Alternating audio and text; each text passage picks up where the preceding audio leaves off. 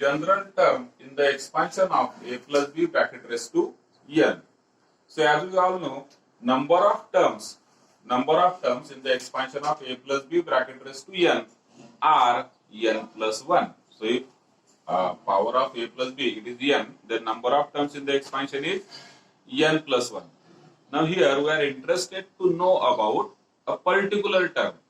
Let us say a plus b raised to 10 is there. Then there are 11 terms. But I have to find only fifth term or only seventh term. So how we can find it out? Okay. So for that we know that T1, that is the first term, is what? NC0 a raised to n b raised to 0. Second term is then NC0 becomes NC1 a raised to n minus 1 b raised to 1. Moving on the same pattern we get T3. ठीक है, तो हमें pattern यहाँ पर मिलता है t r is nothing but n c r minus 1. ठीक है, ये यहाँ पर जो नंबर है इससे एक नंबर कम इधर आता है, तो यहाँ पर हो जाएगा आर है तो इधर हो जाएगा r minus 1. This is a raise to n minus 2. A raise to n minus 2 मतलब यहाँ से आपको जो भी एन होगा उससे माइनस 2 करना है. So it is what a raise to n minus r plus 1 and b race to r minus 1. जो भी आर की वैल्यू होगी उससे एक से कम होगा, क्योंकि आर की वैल्यू अगर 3 होगी तो यहाँ पर 2 होगा. आर की वैल्यू अगर आर होगी तो यहाँ पर आर माइनस 1 होगा. So from this we get a formula for t r plus 1. T r plus 1. So t r plus 1 that is r plus 1th term is called as general term, and it is given by formula NCR a raised to n minus r b raised to r. So this you have to learn formula for general term of expansion of a plus b bracket raised to n, and the formula is tr plus 1 is equal to NCR a raised to n minus r b raised to r. Obviously r is a natural number and value of r always lies between 0 and n. Clear? क्योंकि n से बड़ा तो number of term आएंगे. So value of r always lies between 0 and n. So this is the one formula. और क्या formula है इसमें? Middle terms in the expansion of a plus b raised to n. अब जब हम middle terms की बात करते हैं, देखिए अगर मैं a plus b bracket cube लेता हूं, so there will be how many terms? There will be 4 terms. क्यों? पावर 3 है मतलब n की वैल्यू अगर 3 है, so there will be n plus 1 terms. So there will be 4 terms. Clear? अब इन 4 terms में मिडल टर्म कौन सी है? तो आप देख सकते हैं कि यहाँ पर 2 मिडल टर्म्स हैं. These 2 are middle terms. There are 2 middle terms, and it is happening when n is odd. और जब n even होगा, अगर मैं लेता हूं a plus b bracket square, n is even. So in this case we get 3 terms.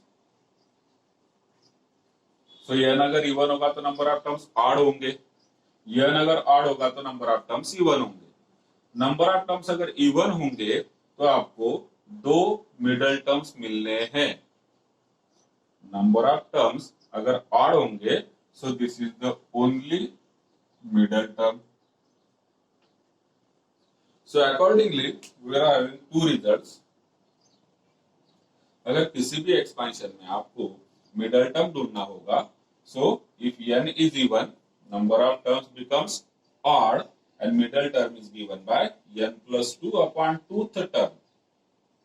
n plus 2 upon 2th term. ठीक है, सो this is middle term. फिर इस मिडल टर्म का जो भी आपको नंबर मिलेगा, from here you will get value of r, and using this formula you can find out middle term. Secondly, if n is odd, then number of terms are even, and therefore middle terms are n plus 1 upon 2th term and n plus 3 upon 2th term. So there are 2 middle terms. Clear? तो 1, 2, 3 इन 3 formula के ऊपर exercise based होंगे. Let us start with exercise 1.3. Sorry, 4.3.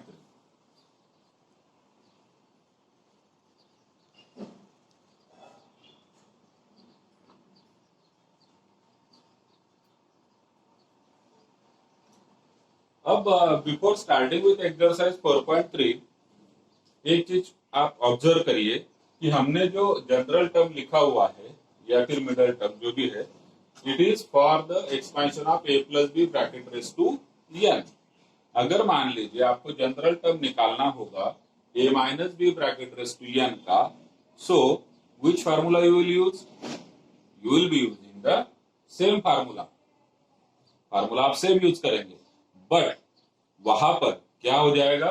Value of b will be taken as minus b. मतलब जब हम a minus b race to n का expansion की बात करेंगे और उसमें अगर आपको जनरल टर्म ढूंढना है तो यही फार्मूला यूज होगा।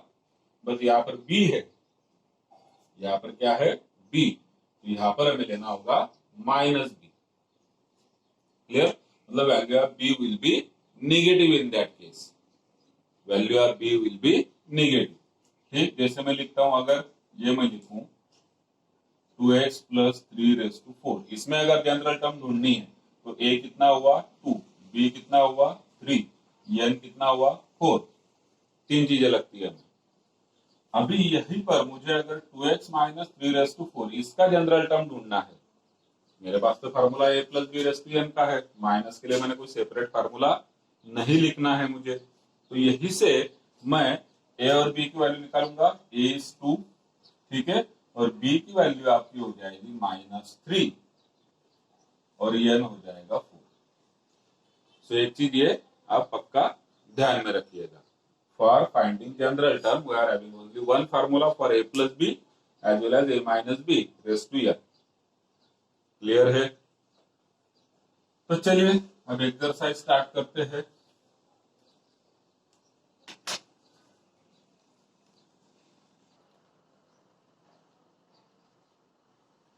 Starting with third exercise, question first is in the following expansions find the indicated term. Find the indicated term.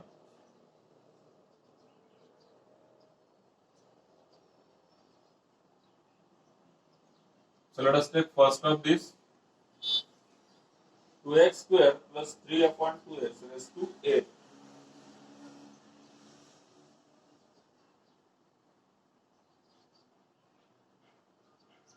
And we have to find out third term.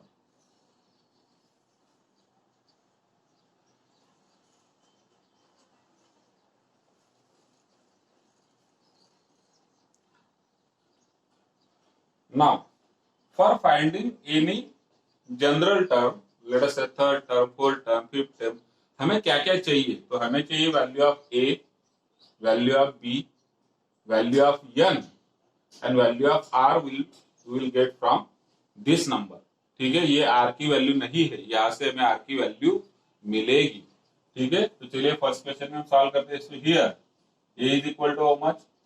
2x square, b is equal to 3 upon 2x, n is equal to 8। ये तो जो given में है, और जो find करना है third term, उससे हमें r की वैल्यू मिलेगी। So for third term r is equal to 2, not 3, r is equal to 2। Why 2? देखिए हमारे पास जो जनरल टर्म का फार्मूला हमने लिखा है, it is for t r plus 1, t r plus 1। तो अगर आपको थर्ड टर्म निकालनी होगी तो r की वैल्यू 2 होगी। क्यों? क्योंकि 2 प्लस 1 3 हो जाएगा, तो आपको t 3 मिलेगा। फोर्थ निकालनी होगी तो r की वैल्यू 3 होगी। 10th निकालनी होगी तो r की वैल्यू 9 होगी। क्लियर? तो जो भी टर्म आपको निकालनी है उससे एक कम r की वैल्यू हमेशा रहेगी, क्योंकि हमारा फार्मूला tr का नहीं यूज करेंगे, हम tr प्लस 1 का यूज करते हैं जनरल टर्म के लिए। ठीक है, so for third term r is equal to 2। अब सारे वैल्यूज मुझे मिल गए। So using formula, so every time you have to write down the formula. देखिए लर्न करने का ये भी एक तरीका है। एक बार तो हम फॉर्मेलिटी करके लर्न कर लेते हैं, बट जब जितनी बार हम यूज करेंगे, उतनी बार अगर लिखेंगे, उतनी बार अगर बोलेंगे, तो फार्मूला और आपका कॉन्क्रीट लर्न हो जाता है। ठीक, तो मैं फार्मूला लिखूंगा यहाँ पर कि r प्लस 1 is equal to NCR, a race to n minus r, b race to r। थोड़ा सा रिदम लगा देना आप इसको किसी भी फार्मूला को लर्न करने के लिए। अजय अतुल के पास से आप सब उसको एक म्यूजिक ले लीजिए। T r plus one equal to n c r a raise to n minus r b race to r. Now putting all the values you will get t r plus 1, it means 2 plus 1, so you will get t3। हमें वही पूछा है third term, तो देखिए t3 आ गया यहाँ पर। अब इधर जो भी आएगा आपका आंसर होगा NCR। So how much is NCR? It is 8c3 into a raised to n minus r 2x square raised to 8 minus 3 into b raised to r। So it is 3 upon 2x raised to r means r की वैल्यू कितनी 2 है,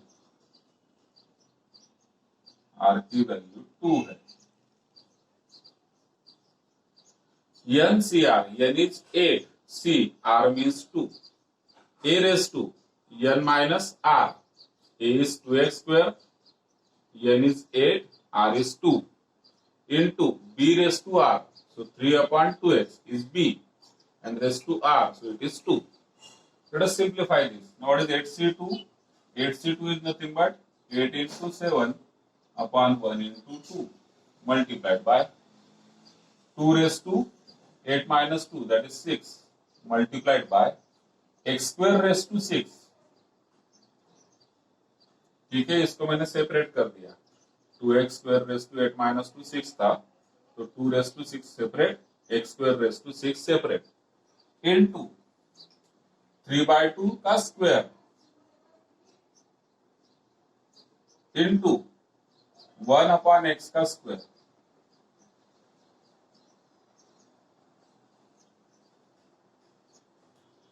Now this comes out to be, यहाँ पर 2 4 का 8 हो जाएगा, so 4 7 का 28, 2 raised to 6 it is 64। ठीक है, multiplied by x square raised to 6, x raised to 12, multiplied by 3 by 2 का स्क्वायर 9 by 4, 1 upon x का square 1 upon x square। So this comes out to be, अब यहाँ पर cutting होगा 4 से 7 हो जाएगा, so 7 64 और 9 इनका मल्टीप्लिकेशन आएगा, which is nothing but 4032।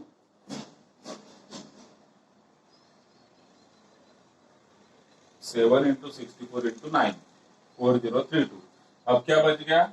x race to 12 divided by x square which is nothing but x race to 10। तो अलजेब्रिक सिंप्लीफिकेशन रहेगा इसमें। So this is your answer for third term।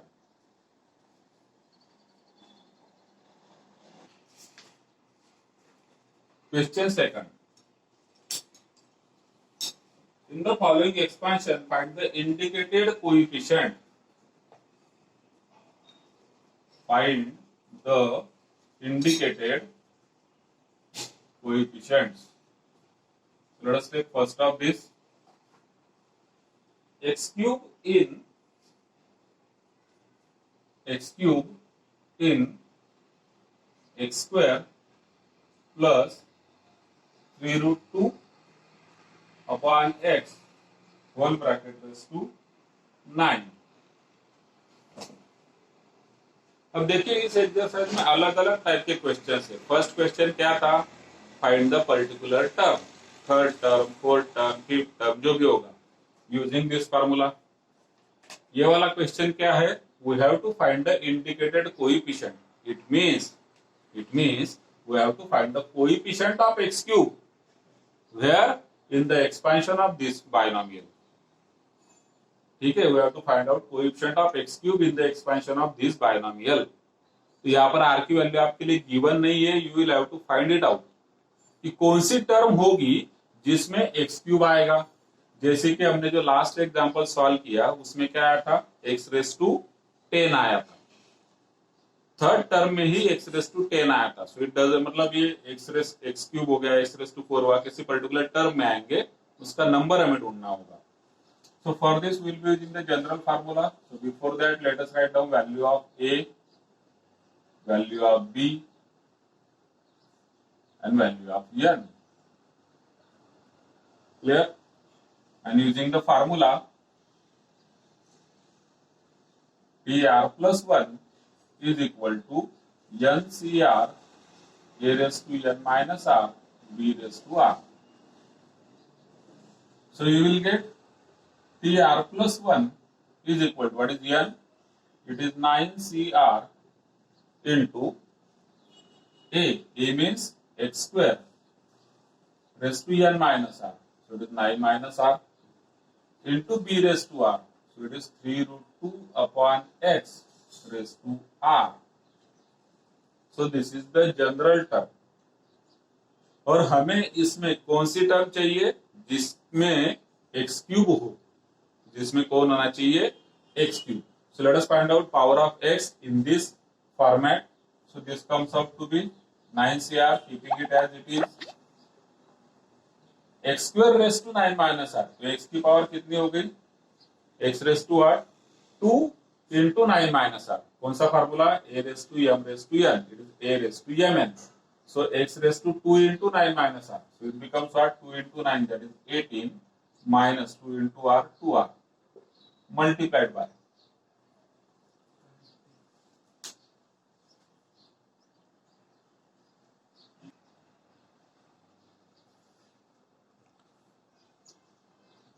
तो x की power हो जाएगी 2 into 9 minus r, that is 18 minus 2r into 3 root 2 raised to r. ये separate हो जाएगा 3 root 2 raised to r into.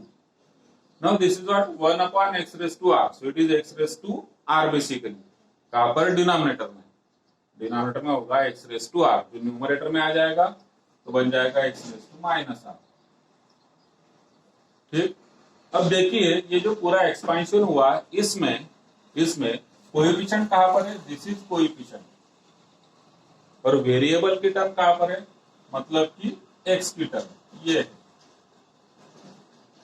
तो अब हम कोएफिशिएंट को एक साथ लिख लेते हैं. तो it is 9CR 3 root 2 raised to r. So this is coefficient into x raised to what?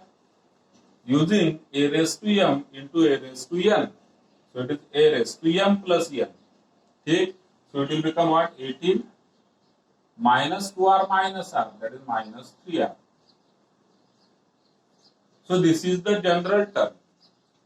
For different values of r, we will get different powers of x in this term. For different values of r, we will get different powers of x. तो r variable हो गया, r की value अब change हो सकती है. अब हमें x क्यूब चाहिए. x क्यूब, तो यहाँ पर क्या है? x race to something. तो ये जो भी समथिंग है it should be equal to what? 3. तभी हो जाएगा x क्यूब. अगर मुझे x रेस टू 5 चाहिए होता था, अगर x रेस टू 5 रिक्वायर्ड होता था तो मैं यहाँ पर x रेस टू 5, तो 18 माइनस 3r को मैं क्या लेता था? 5 लेता था. अभी मुझे कितना लेना पड़ेगा? 3. ठीक. So for x cube, this 18 minus 3r should be equal to 3. It means 3r should be equal to 15, r is equal to 5. So that is the value of r. तो मुझे x क्यूब का coefficient चाहिए. तो ये तो हो गया x cube. r की वैल्यू अगर मैं 5 रखता हूं तो ये क्या हो जाएगा? 18 माइनस 3 इंटू 5, मतलब 18 माइनस 15, मतलब हो गया x क्यूब. उसका मुझे क्या चाहिए? कोएफिशिएंट. x क्यूब का कोएफिशिएंट इधर है. This is coefficient of x cube, क्योंकि अब ये x क्यूब हो चुका है. ठीक. So therefore coefficient of x cube is equal to what? 9CR. सो इट इज 9C. r मतलब 5 लेना होगा मुझे, into 3 root 2 raised to r. So it is 3 root 2 raised to again 5. अब इसे हमें सिंप्लीफाई करना है. 9C5. So 5 is greater than half of 9. So 9C5 is nothing but 9C4 into 3 root 2 raised to 5. So 3 raised to 5. It is 243 and √2⁵. तो √2⁴ जो होगा वो side में निकल जाएगा और एक √2 आएगा. So √2⁵ comes out to be 4√2. अब 9C4 के वैल्यूज हम डालते हैं यहाँ पर. 9, 8, 7, 6. डिनोमिनेटर में 1, 2, 3, 4 मल्टीप्लाइड बाय 243 मल्टीप्लाइड बाय 4√2. तो 4 मैं सीधा यहाँ कट कर सकता हूं.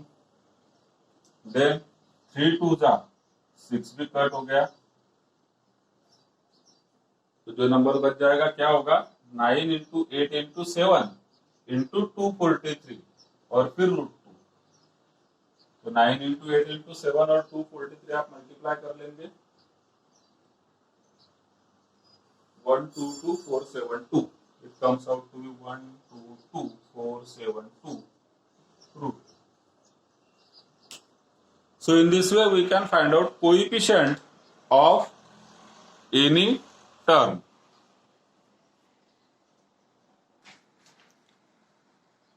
Let us take third question.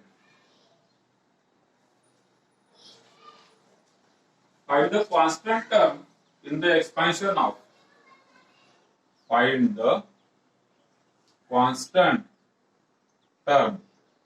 अब इस कांस्टेंट टर्म के लिए पहले भी हमने डिस्कस किया हुआ है. What is the constant term? Constant term के लिए डिफरेंट वर्डिंग यूज हो सकता है. कांस्टेंट टर्म मतलब आप लिख सकते हैं आप फ्री फ्रॉम एक्स, और इसे अलग तरीके से बोलते हैं इंडिपेंडेंट ऑफ एक्स. ठीक है. तो find the constant term means it is free from x और इंडिपेंडेंट ऑफ एक्स. क्लियर? चलिए ढूंढते हैं. तो फर्स्ट क्वेश्चन इसमें हम लेते हैं. It is what?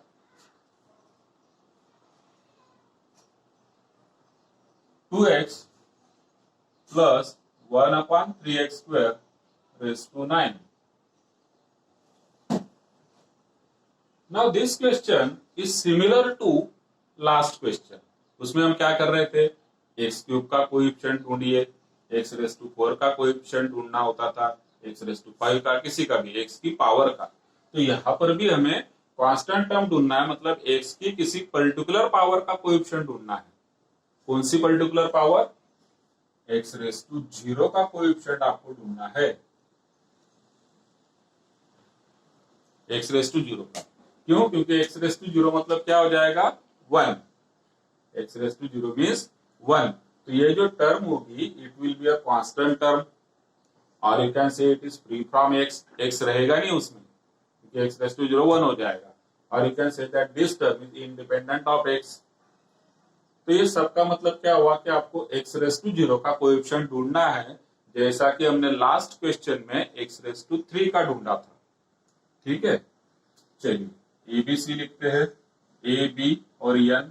A की वैल्यू 2x है, B की value 1/3x².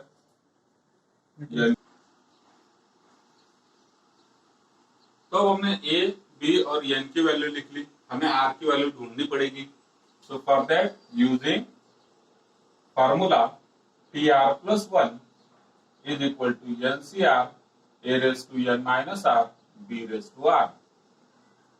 So you will get PR+1 is equal to NCR. So n is how much? It is 9. C R A⁻n−r. So A is 2x raised to n−r. So it is 9−r into B⁻r. So B is what? 1/3x² raised to r. We have to simplify this. इसको simplify करते समय constant एक side पे, variables अलग side पे. अब variable मतलब कौन? x. r नहीं. r is a constant. r की वैल्यू में मिलने वाली है बाद में. ठीक है. r एक नंबर होगा. यहाँ पर x की वैल्यू नहीं मिलेगी आपको. r एक नंबर होगा जिसकी वैल्यू हमें मिलेगी. तो we have to separate constant part and powers of x. दो चीजें करनी है. चलिए, so let us solve this. This is what? This is 9CR, keeping it as it is. 2x raised to 9−r. 2x raised to 9−r. So मैं 2 raised to 9−r अलग लिख दिया into x race to 9 minus r अलग लिख दिया, power split कर दिया using laws of inverse into. Now this is what 1 upon 3x square raised to r. So it means 3 raised to minus r into x raised to minus 2r. क्योंकि denominator में 3 raised to r होगा, ये denominator में x raised to 2r होगा, numerator में आएंगे तो दोनों भी माइनस हो जाएंगे. So this is equal to 9cr 2 raised to 9 minus r 3 raised to minus r. Constant सारे एक साइड ले लिए मैंने. और वेरिएबल्स मतलब x की पावर यहाँ पर है और यहाँ पर है, तो x रेस टू व्हाट, यहाँ पर है 9 माइनस आर, इधर है माइनस 2r, एडिशन हो जाएगी 9 minus r minus 2r, so it is 9 minus 3r. ठीक है. सो फॉर कांस्टेंट टर्म, क्योंकि मुझे उसने जो लैंग्वेज यूज किया है constant term, so for constant term that is coefficient of x raised to 0. Constant term कौन सी होती है जहां पर x रेस टू 0 होगा, तो x रेस टू 0 का कोएफिशिएंट हमें ढूंढना है, x रेस टू 0 का. इसका मतलब क्या हुआ, we have to make this 9 minus 3r as 0. So 9 minus 3r equal to 0. This implies 3r equal to 9, which implies r is equal to 3. फिर तो हमें नीचे मिलेगा therefore constant term, उसी की लैंग्वेज हम यूज करेंगे, is equal to what, r plus 1 ये कांस्टेंट टर्म होगी क्योंकि x रेस टू 0 आ गया उसमें, r की वैल्यू हमें रखनी है 3, so this is 9c3 into 2 raise to 9 minus r मतलब 9 minus 3 into 3 raise to minus r मतलब कि minus 3. Let us find out value of this. 9c3 is what, 987 123 2 raised to 6, so it is 64. 3 raised to minus 3 is 1 upon 27. 3 raised to minus 3 is 1 upon 3 raised to 3. So it is 1 upon 3 raised to 3, that is 27. 2 raised to 9 minus 3 मतलब 2 raised to 6, 64. अब जो भी simplify होता है उसे करना है. यहाँ पर आप देख सकते हैं 9 3 27, ये 2 से कट हो जाएगा तो इधर हो जाएगा 32. कटिंग आप करके सिंप्लीफाई जब करेंगे तो you will get answer as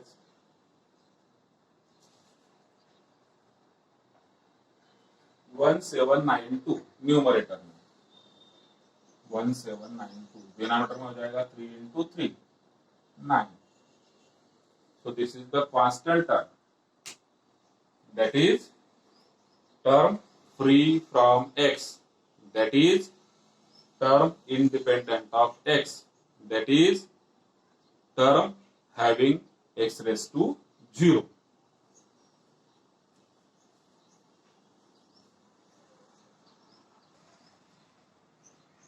Question number 5. 4. Find the middle term in the expansion of. Question number 4. Find the middle term or terms in the expansion of. So taking first term this x upon y plus y upon x raised to 12.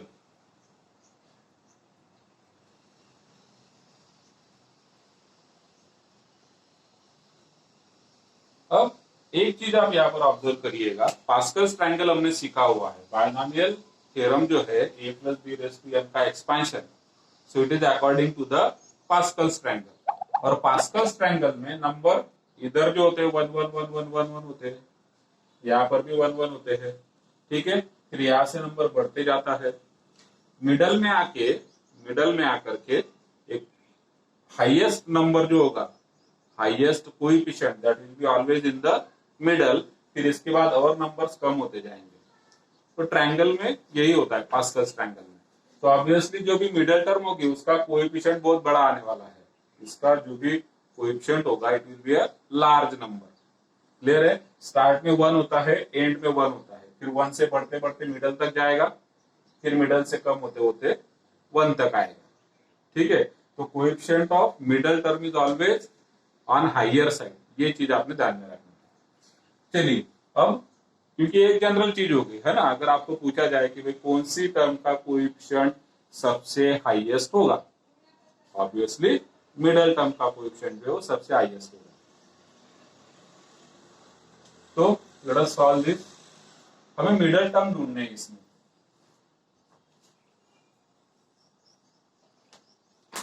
तो let us write down value of a b. A is equal to x upon y, b is equal to y upon x, n is equal to 12।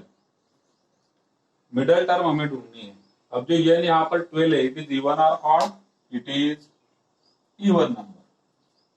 तो ये case हो गया, if n is even, number of terms are odd and there is only one middle term. अगर n odd हुआ तो there will be two middle terms. ठीक है, तो यहाँ पर n अगर even है तो हमारे पास एक ही middle term होगी and that will be what? Therefore middle term is equal to what? n plus 2 upon 2th term, which is equal to n की वैल्यू 12 है, so 12 plus 2 upon 2th term, which is equal to 7th term.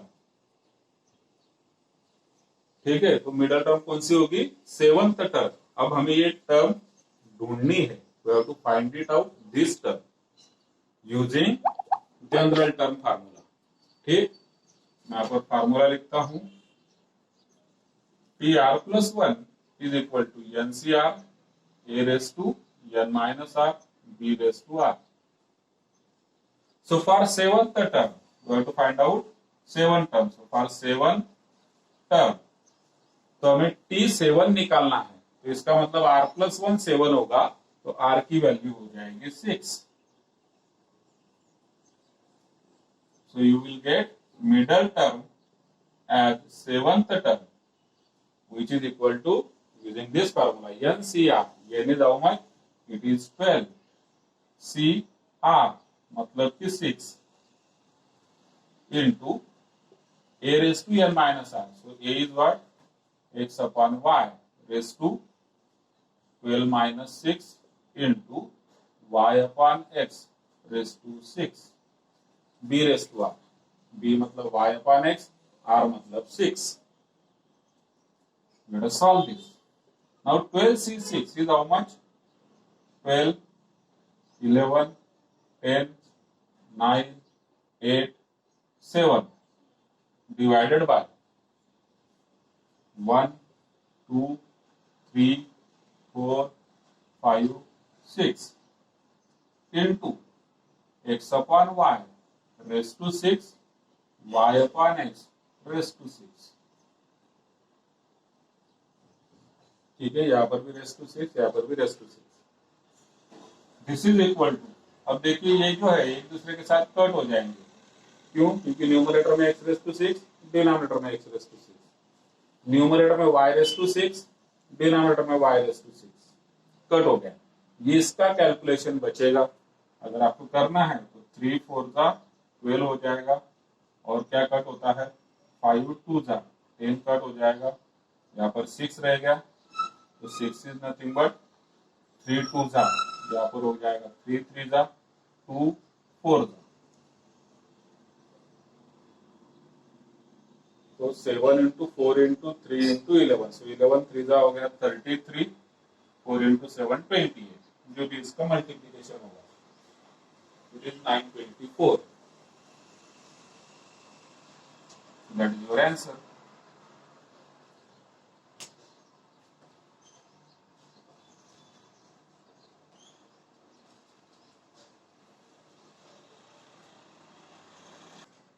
n की वैल्यू अगर odd होगी तो there will be 2 middle terms, even होगी तो there will be only 1 middle term. आप इसी तरीके से फाइंड आउट कर सकते हैं. Question number 5.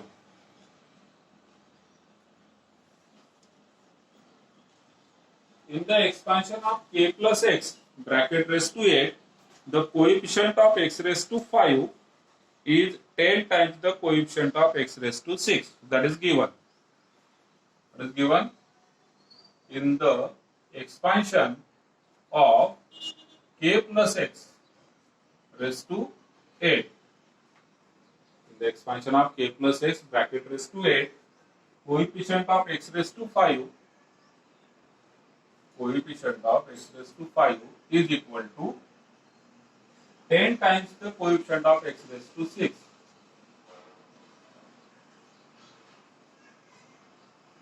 Find the value of k. You have to find the value of k. अब coefficient of x raise to 5 कैसे मिलेगा और coefficient of x raise to 6 कैसे मिलेगा? इस पर्टिकुलर क्वेश्चन में यहाँ पर ओनली x इज देयर, तो डायरेक्टली x के पावर्स होंगे, जैसे कि जो फर्स्ट टर्म होगी,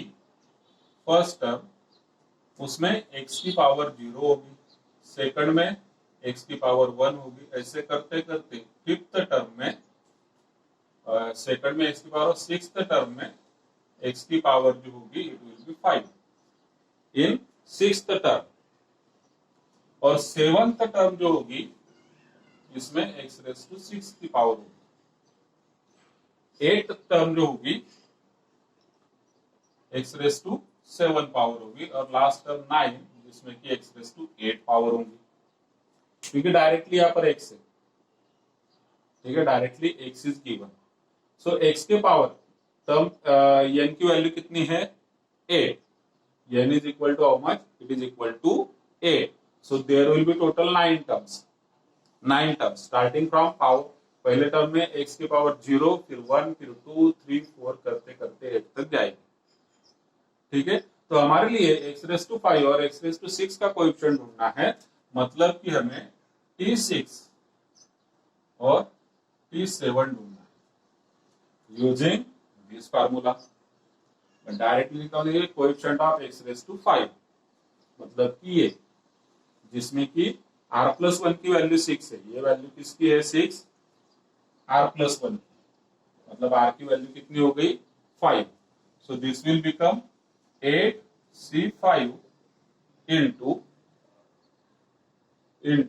अब जो a raise to n minus r होगा, मतलब a मीन्स यहाँ पर k है, so k raise to n minus r, it means 8 minus 5, so that is 3.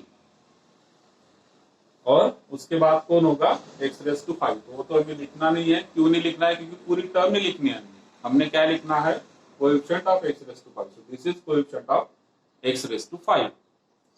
And now this is equal to what? 10 into coefficient of x raise to 6. ठीक है, x raise to 6 का coefficient वो T7 होंगी, मतलब कि r की value 6 होगी, तो ये हो जाएगा 8c6 into k raise to n minus r, मतलब 8 माइनस 6, जो कि होगा 2. Now what? 8c5 is how much? 8c5 is nothing but 8c 8 minus 5, that is 3 into k cube equal to 10, 8c6, so it is 8c 8 minus 6, that is 2 into k square. 8c3 हो जाएगा 8 7 6 1 2 3 into k cube is equal to 10 into 8c2, so it is 8 7 1 2 into k square. दोनों side से 8 7 numerator से cut हो जाएगा, 1 2 denominator से cut हो जाएगा, k स्क्वायर इधर डिवाइड में आएगा, तो k cube divided by k square, it is k equal to, इधर है 10 और 6/3 उधर जाएगा, तो 10 इंटू 6/3 उधर गया तो हो गया 3/6, so k is equal to 3 to the 6 होगा, 10/2 5 हो जाएगा.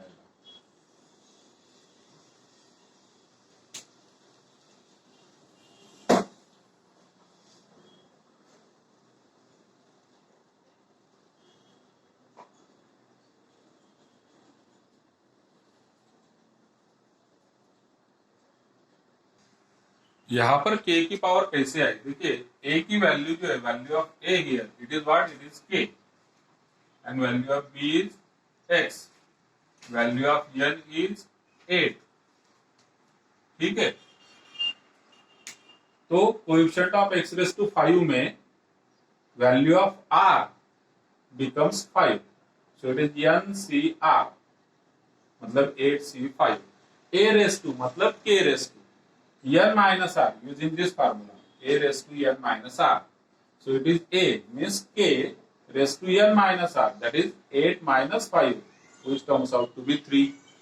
Here a means again k raised to n minus r, it means 8 minus 6, which is equal to 2, ठीक। और लास्ट में जाके यहाँ पर कैसे आई, तो के स्क्वायर डिवाइड हो गया, के क्यूब डिवाइडेड बाय के स्क्वायर इज के।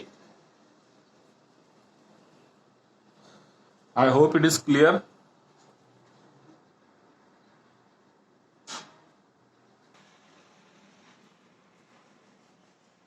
Question number 7, last question of this exercise, question number 7, the coefficient of x square in the expansion of 1 plus 2x raised to m, coefficient of x square in the expansion of 1 plus 2x raised to m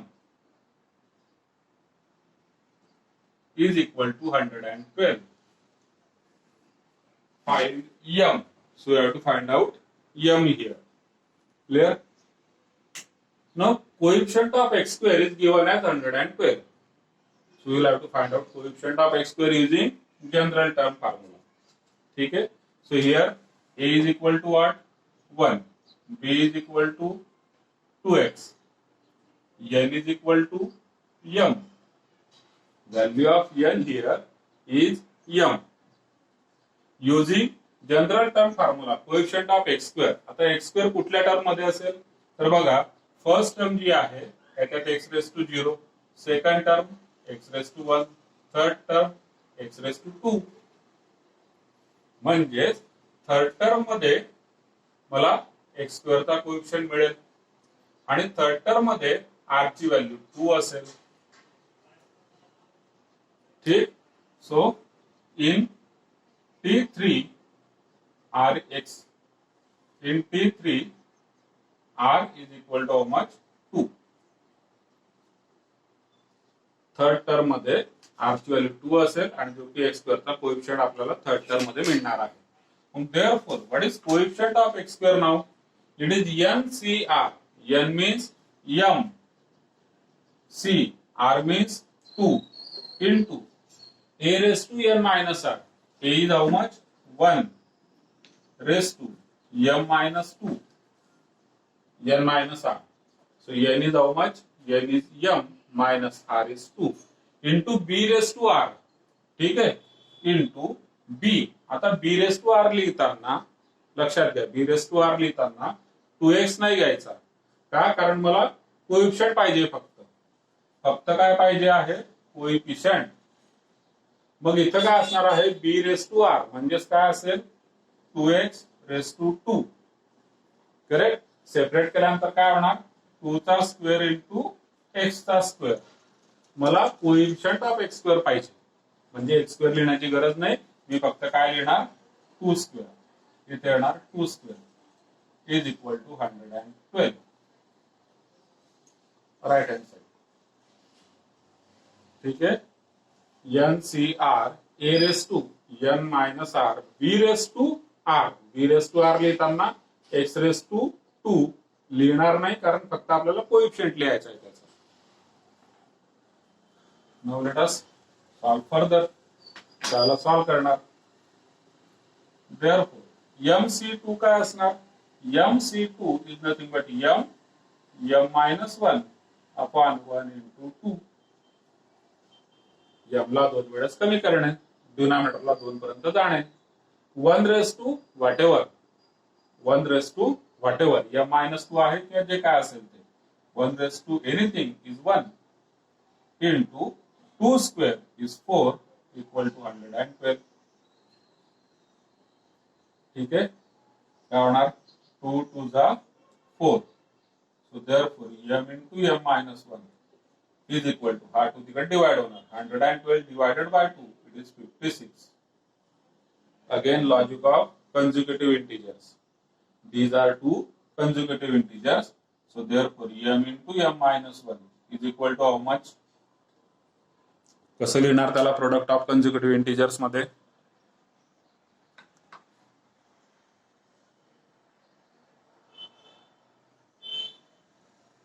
correct Mandar, correct Kalyani, correct Vaishnavi, yes अपेक्षा, correct. So it is what? 7 into 8, but not 7 into 8. We have to write it as 8 into 7 because this is the greater number, 8. So therefore, m is equal to 8.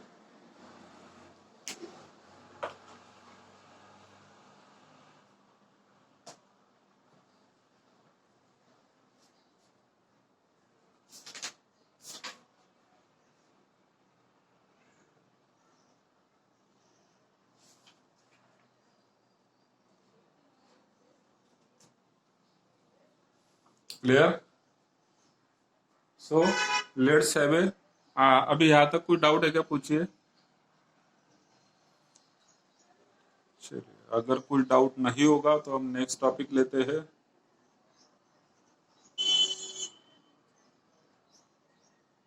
ठीक है.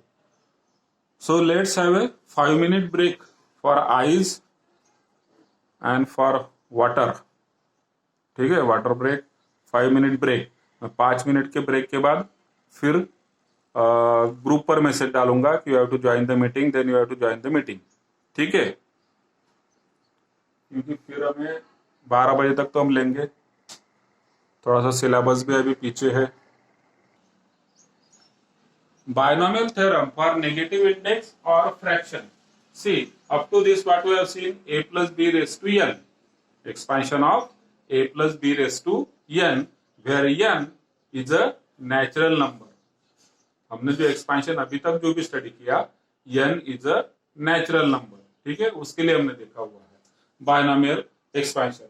Now this binomial expansion also holds for negative indices as well as fractional indices. ठीक है, मतलब अगर n की value negative हुई -5, -3, तो भी हम बायनोमियल थ्योरम यूज कर सकते हैं. अगर फ्रैक्शनल हुआ 1/2, 1/3, 1/4, 5/7, तो भी हम बायनोमियल थ्योरम यूज कर सकते हैं. बट उस केस में एक ही चीज होगी. उस केस में क्या होगा कि आपका जो एक्सपेंशन है it will not terminate, it will become infinite. It will become infinite. अभी कैसे इनफाइनाइट होता है, चलिए देखते हैं one by one. So first of all we know that what is a plus b raised to n. The formula for this or expansion of this is given by this formula: nc0 a raised to n b raised to 0 plus nc1 a raised to n minus 1 b raised to 1 plus nc2 a raised to n minus 2 b raised to 2 and so on up to ncn a raised to 0 b raised to n. So that is the expansion of a plus b bracket raised to n. Now we know that nc0 equal to how much? It is 1. nc1 it is n. nc2 n minus 1 upon 2 factorial. वैसे आगे nc3 होगा तो nc3 क्या हो जाएगा? n minus 1 n minus 2 upon 3 factorial. ठीक है, तो अगर हम ये वैल्यू यूज करते हैं, so this expansion that is a plus b raised to n, it becomes, देखिए nc0 1 होगा, b raised to 0 भी 1 होगा, तो a raised to n बचेगा फर्स्ट टर्म में, plus nc1 it is n, a raised to n minus 1, b raised to 1 is b. आगे nc2 n minus 1 upon 2 factorial, a raised to n minus 2, b raised to 2 plus and so on. इसके बाद जो third term होगा मतलब next term, it is what? nc3. ठीक है, यहाँ पर क्या होगा? nc3. So it is n minus 1 n minus 2 upon 3 factorial into a raised to n minus 3 b raised to 3 plus and so on up to how many terms? n plus 1 terms. Clear? क्योंकि जब हम bracket raised to n होता है, so total number of terms are n plus 1. So it will continue up to n+1 terms. अब आप यहाँ पर अगर ऑब्जर्व करेंगे n+1 हुआ, ठीक है, अगर निगेटिव इंडेक्स हुआ मतलब n की वैल्यू अगर माइनस हुई, n की वैल्यू अगर माइनस हुई तो -5 + 1 -4 टर्म्स। अब निगेटिव नंबर ऑफ टर्म्स नहीं हो सकते, so it will go up to infinity. तो ये फार्मूला हम इस तरीके से भी लिख सकते हैं। देखिए ये वाला टॉपिक जो है आप इंजीनियरिंग M1 में भी पढ़ने वाले हैं। इंजीनियरिंग M1 में this is particular part as Leibniz theorem, वहां पर ये वाली चीज आप यूज करेंगे। सेम पैटर्न चलता है सारा। बायनोमियल थ्योरम हम प्रोबेबिलिटी में ही पढ़ेंगे, प्रोबेबिलिटी में भी, ठीक है, जो हमने लिखा था NCR A⁻n−r B⁻r। So that is again concept of binomial distribution in case of probability. तो सारी चीजें एक दूसरे से इंटर रिलेटेड होती है। तो ये वाला टॉपिक भी हम लेबनिज थ्योरम करके इंजीनियरिंग M1 में पढ़ने वाले हैं। अब this theorem what we have written is true for all n belongs to R। So this is true for all the real numbers. But जैसे कि नेचुरल नंबर के केस में क्या होता है कि एक्सपेंशन आपका कहीं ना कहीं पे जाके टर्मिनेट होता है, तो वैसे एक्सपेंशन आपका बाकी नंबर्स के लिए टर्मिनेट नहीं होगा। It means it will become a infinite series, ठीक है। अब आगे हम थ्योरम देखते हैं। If n belongs to R, so n is any real number, a is equal to 1, b is equal to x such that mod x is less than 1, then in that case we are having this theorem. And this theorem is for 1 plus x bracket raised to n. तो इसी का application है, but condition है a की value 1 है, यहाँ पर b की जगह पर कौन है x, लेकिन x कैसा है, it is less than 1, either positive और नेगेटिव। मॉड एक्स लिखा है ना मैंने, मॉड एक्स मतलब क्या, आइदर पॉजिटिव और negative, but it is less than 1, मतलब -0.99 से लेके +0.99 तक के, मतलब बीच में जो भी नंबर्स आएंगे सारे, ठीक है। तो 1 के नीचे पॉजिटिव और नेगेटिव दोनों के नंबर्स यहाँ पर x की वैल्यू हो सकती है। तो अब इसका expansion using this it is written as 1 a⁻n मतलब क्या हो जाएगा 1 की कोई भी पावर होने दीजिए, it is always 1 plus nx plus n-1/2 factorial x² plus n-1 n-2 upon 3 factorial x³। इस तरीके से it will go up to infinity, ठीक है। हमने एक जनरल एक्सपेंशन लिखा है इसका। n की वैल्यू अगर पॉजिटिव हुई तो obviously it will and somewhere, but अगर पॉजिटिव नहीं हुई मतलब n की वैल्यू अगर नेचुरल नंबर नहीं हुई तो a एक्सपेंशन एंड नहीं होगा, it will go up to infinity, ठीक है। फार्मूला देखिए ध्यान से, सिंपल फार्मूला है, एक पैटर्न है इसमें, पैटर्न है 1 plus nx plus n-1/2 factorial x² n-1 n-2 upon 3 factorial x³ and so on. इसके आगे वाला टर्म कौन सा होगा, n n-1 n-2 n-3 upon 4 factorial x⁴, ये नेक्स्ट टर्म होगा। इस तरीके से आगे बढ़ता जाएगा। अब इसका जो यूज है, हम प्रॉब्लम जब कैलकुलेशंस आप करते हैं, ठीक है, कैलकुलेशन जब आप करते हैं तो उस समय इसका बहुत यूज होता है। हमें कैलकुलेशंस करते समय अप्रोक्सीमेट आंसर चाहिए होता है, एग्जैक्टली करेक्ट आंसर तो नहीं चाहिए। तो जैसे जैसे हम नंबर ऑफ टर्म्स इसमें बढ़ाते जाएंगे हमें एक्यूरेट आंसर मिलता जाएगा, बट अगर अप्रोक्सीमेट चाहिए, जस्ट फॉर एग्जांपल इस पर्टिकुलर फार्मूला का एप्लीकेशन देखिए, अगर मुझे चाहिए 1 + 0.09 रेज़ टू 3, ठीक है, तो इसके लिए ये दो टर्म्स तो हमेशा हमें लेने ही है, ये दो टर्म्स हमेशा हमें लेने ही है, we have to use this two terms. तो इसका आंसर मैं सीधा लिख सकता हूं 1 + 3 × 0.09, सो it is quite approximate answer for this, ऐसे मिल जाएगा आपको, ठीक है, जो कि हो जाएगा 1 + 3 9 27, so it is approximately equal to 1.27। लेकिन इसमें एक्यूरेसी कम है, मुझे और एक्यूरेसी अगर बढ़ानी है तो मैं एक टर्म और ले लूंगा, एक टर्म और अगर बढ़ा दिया जाए तो इसकी एक्यूरेसी और बढ़ जाएगी, ठीक है। तो ये कैलकुलेशन में भी हम यूज कर सकते हैं बायनोमियल थ्योरम। अब आगे बढ़ते हैं।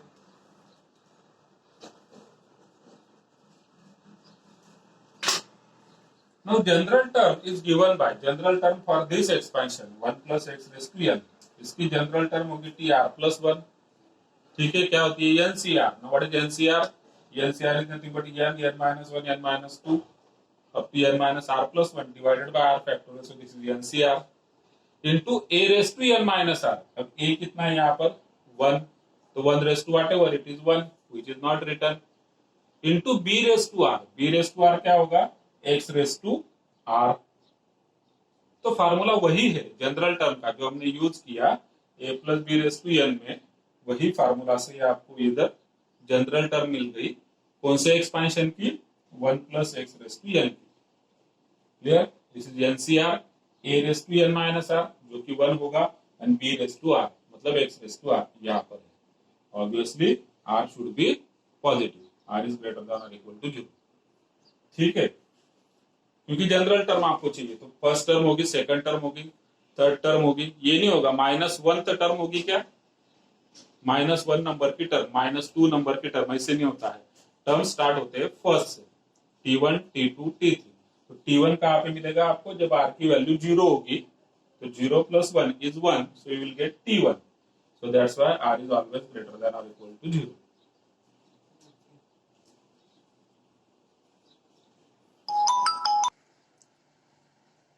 Now let us see some remarks. So first remark is if n belongs to R, mod x less than 1, then हमने यहाँ पर जो फार्मूला लिखा है it is for 1 plus x bracket raised to n. Let us write down the formula for 1 minus x bracket raised to n. तो क्या हुआ यहाँ पर, x is replaced by minus x. ठीक है, ध्यान दीजिए x is replaced by minus x. तो सेम फार्मूला यूज होगा, सेम एक्सपेंशन यूज होगा, बट जहां पर x की पावर ऑड होंगी वो वाले टर्म्स आपके नेगेटिव हो जाएंगे. देखिए यहाँ पर x की पावर ऑड है, टर्म नेगेटिव हो गई. x की पावर इवन है, पॉजिटिव ही है. अगर नेगेटिव x की पावर ऑड होगी तो टर्म नेगेटिव हो जाएगी. मतलब यही सेम एक्सपेंशन इधर भी यूज होगा, but first term positive, second negative, then positive, then negative. और ये पॉजिटिव नेगेटिव क्यों हुआ, depending upon power of x. Power of x अगर ऑड है तो नेगेटिव है, पावर ऑफ x अगर इवन है तो पॉजिटिव है. क्लियर. अब जब इसका जनरल टर्म आप लिखते हैं तो यही जनरल टर्म आएगा, यही फार्मूला होगा. NCR a मतलब कि 1 race to r n minus r जो कि 1 होगा, and b race to r मतलब x रेस टू r. लेकिन यहां पर हमें पर्टिकुलर rth टर्म मतलब कौन सी टर्म हम निकाल रहे हैं, x की पावर इवन है कि ऑड है मालूम नहीं है, तो इसलिए हम यहाँ पर एक जोड़ देंगे -1 रेस टू r. ठीक है, -1 रेस टू r, क्योंकि टर्म या तो पॉजिटिव होगा या तो नेगेटिव होगा. तो इसलिए हमने -1 रेस टू r यहाँ पर जोड़ दिया. अगर r पॉजिटिव इवन हुआ तो आंसर पॉजिटिव आएगा. मतलब कि जैसे फर्स्ट टर्म, ये थर्ड, इसके बाद वाली फिफ्थ, ये टर्म्स पॉजिटिव आएंगे. r की वैल्यू अगर नेगेटिव हुई तो माइनस टर्म्स हमें मिलेंगे. तो यहाँ पर बस -1 रेस टू r एडिशनल आएगा as compare to this formula. ठीक है. अच्छा, इसका और एक एप्लीकेशन है. If n belongs to r, all these are what, these are applications of binomial theorem. हम वर्ल्ड में तो पढ़ते हैं कि applications of binomial theorem, these are applications of binomial theorem. Because binomial theorem exactly है क्या, तो ये चीज है binomial theorem, which is true for all n belongs to n. This is binomial theorem, but we are applying it to other conditions. ठीक है, जैसे हमने रियल नंबर्स में देखा, फिर हमने a की वैल्यू b1 और b की वैल्यू x लेकर भी हमने इसका एक्सपेंशन किया. Similarly here, if n belongs to r, any real number, and mod b is less than mod a. ठीक है, तो जो b की वैल्यू है it is less than value of a. बीच में साइन प्लस माइनस कुछ भी हो सकता है क्योंकि मैंने यहाँ पर मॉड लिया है. तो expansion of this can also be done in A simplest way by using this formula.